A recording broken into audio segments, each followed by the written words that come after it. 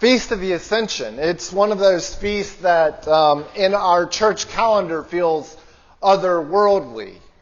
This Christ going up into the heavens. And of course there are any number of memes on social media with feet dangling down from clouds. But the Ascension is also a continuation of the story of relationship, of friendship, of discipleship. These three things that we started considering last week as a modality for discipleship itself. And we explored that through the farewell discourse in the Gospel according to John. And through that we looked at vertical and horizontal relationships, relationship with God being vertical and relationship with each other and with creation being horizontal. And now we come to this Ascension Day, and we're left with the business of plodding on with life. But it's rather important to note that the way we continue to plod on is changed. Or at least it needs to be changed because we've then encountered the risen Christ. Instead of just going on about our normal business, the way of plodding along in life takes on a different shape, a different form, and I dare say, a new urgency. At the end of the Gospel according to Luke, we get a nice finished story. It's got a pretty little bow on top. It feels like Luke has sewn everything up for us. We can rest in the completion of the narrative. And after all, this is in keeping with what Luke set out to do. We heard here in chapter 1 where he writes to dear Theophilus and says that he seeks to write an orderly account for you.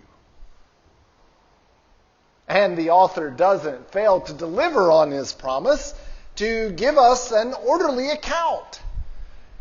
The gospel comes to what feels like an end versus the kind of endings that we get in, say, the Gospel of Mark, which ends with the women being afraid, or the Gospel according to John, which says that many other things were told about Jesus, and he did many other signs, but these were written so that you may believe.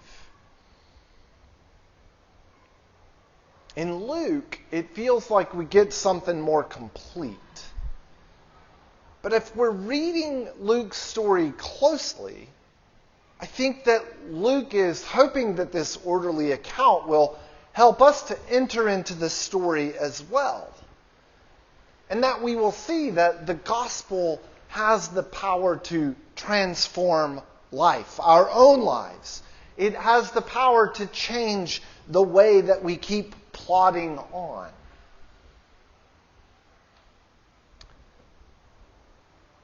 The end of the Gospel of Luke is not simply about the ascension of Christ.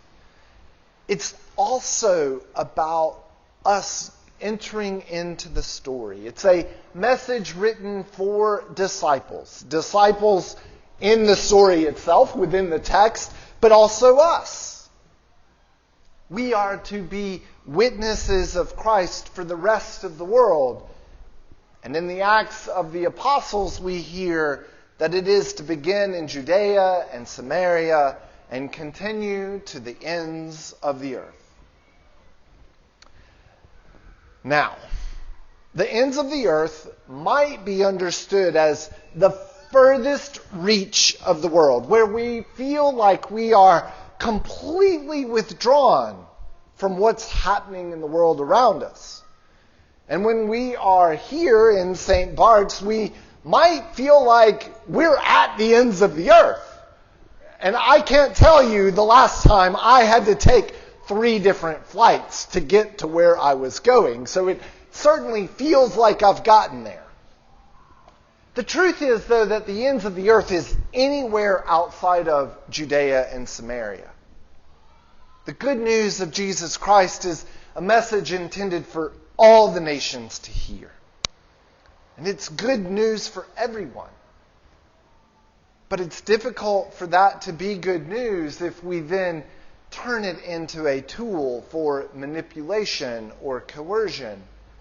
It ceases to be good news when we begin to lose sight of the fact that the whole gospel narrative is about restoration of relationship.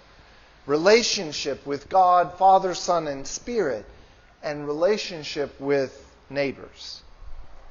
It ceases to be good news when we can no longer hear a message of liberation for ourselves, regardless of our station in life. There is liberation in the gospel message for all of us. And the moment we begin to think otherwise is when we stop following in the way of Jesus Christ and start following in our own temptations and selfish desires. We will have stopped listening for the liberating, loving message of our Savior. Here it might be helpful for us to actually turn backwards in the Gospel of Luke, to go to that lovely song at the beginning that is placed on the lips of Mary. My soul proclaims the greatness of the Lord. My spirit rejoices in God my Savior. For he has looked with favor on his lowly servant. From this day all generations will call me blessed. The Almighty has done great things for me, and holy is his name. The liberation of the gospel is for all of us. We are all liberated when we live into the majestic vision of the Magnificat, to see the hungry filled, for the lowly to be lifted, for the proud to be scattered, to see God's mercy at work in the world around us.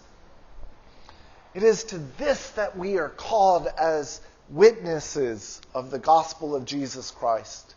We are to be bearers of the good news, preaching the liberating message of the love of God to all whom we encounter. The story of the Ascension is, if we're paying close attention, not a story of conclusion, but a story of beginning. It is to the likes of us that the work of continuing the spread of the gospel is given. Now, in times past, it was understood to mean going out to those places called the ends of the earth. Far-flung places where churches were meant to be placed and the good news shared. We have a long history in the church of missionary activity, and both good and less good things came from that. It seems that today, the call of sharing the good news of the gospel, like it was in the Acts of the Apostles, is rooted in the local community. It doesn't begin with going to the ends of the earth first.